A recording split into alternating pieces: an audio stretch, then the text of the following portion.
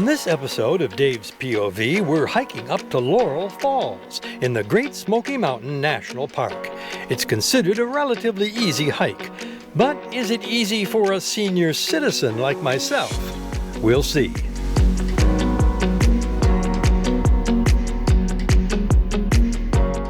The first thing you need to know about the Laurel Falls Trail is there is very little parking at the trailhead.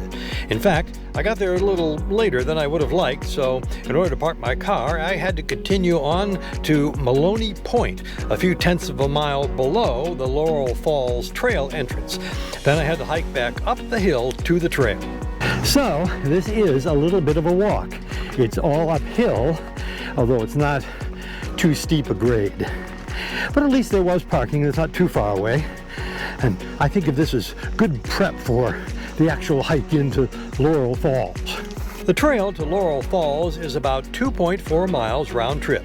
It gains almost 424 feet of elevation. The typical grade is just over 7%, with a maximum grade of almost 19%.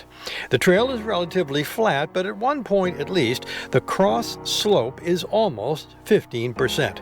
It's considered an asphalt surface, but as you can see, there are many places with little or no paving. So I'm doing this walk on a Tuesday, and school's already started, so far, just a few people. We'll see what happens when we get to the falls.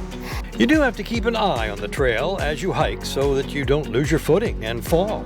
If you did fall, most likely you just skin a knee or hand, but in some places further along in the trail, a good fall could mean going right over the edge and tumbling down 100 feet or more, resulting in serious injuries or even death.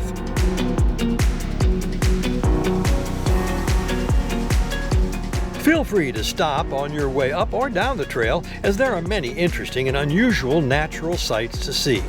Look at this interesting shadow created on the path by the sun filtering through the trees. Remember, it's not just the destination, it's also the journey.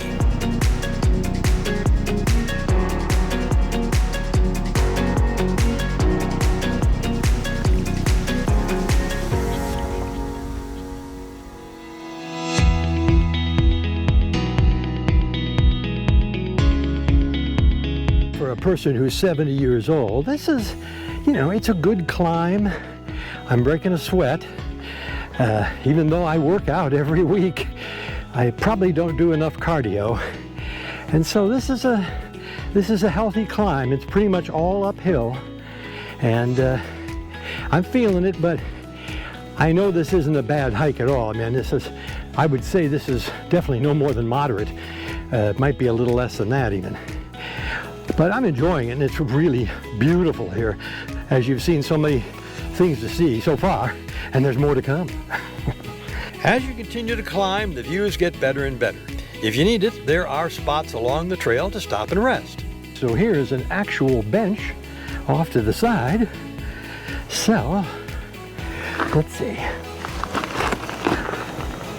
It's nice and solid. I'm going to take a break.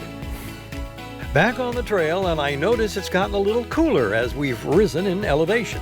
After a few minutes, we reached the best view of the Smoky Mountains from the Laurel Falls Trail. So as near as I can tell, this is the highest point because it goes downhill here till you get to the falls, and then back here it goes downhill all the way till you get the parking lot. Just a bit more hiking, and all of a sudden, there's the falls.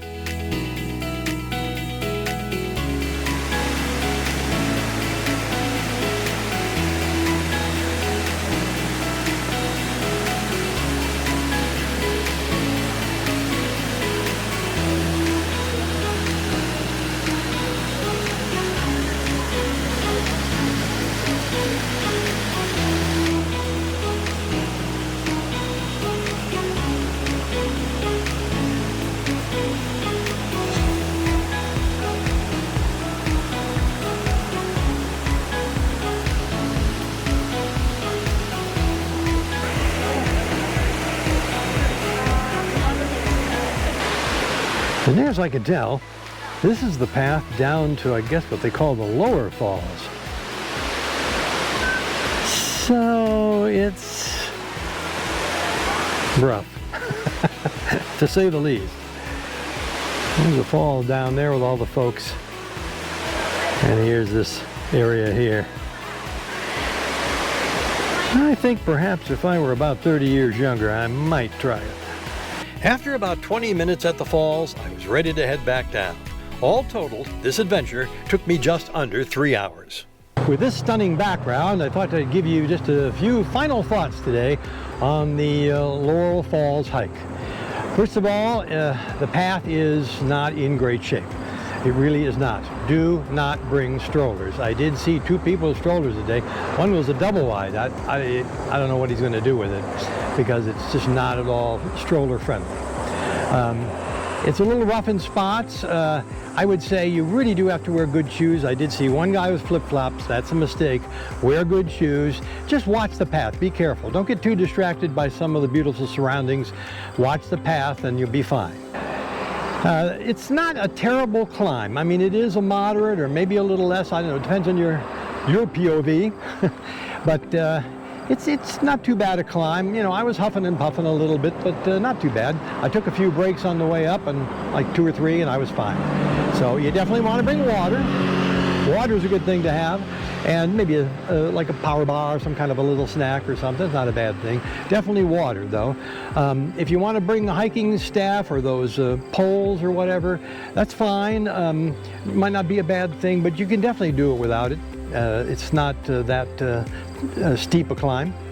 And then you get to the falls and it's all worth it. They really are beautiful. Now I've seen some videos on YouTube that say upper and lower falls, and I think they're talking about climbing down to the base so you can see the whole thing. The only path I could find, which you saw in the video, I would not call that a good climb. That's something for somebody who really knows what they're doing. So I say stick to the upper falls. It's way too dangerous, I think, to go down unless you're an experienced climber or very, very young and agile and dressed properly and all that. I wouldn't go down to the bottom. Stay up top and just enjoy the beauty of the falls themselves. It's definitely cooler up there, noticeably so, and very pleasant on these summer days. I just had a great time. I'd be glad to do it again. If I made any mistake at all, said I didn't bring an extra clean t-shirt because I'm a little wet. It was some work, but that's no big deal. But that's it. So I'm Dave, and that's my point of view. Thanks for watching. We'll see you again next time.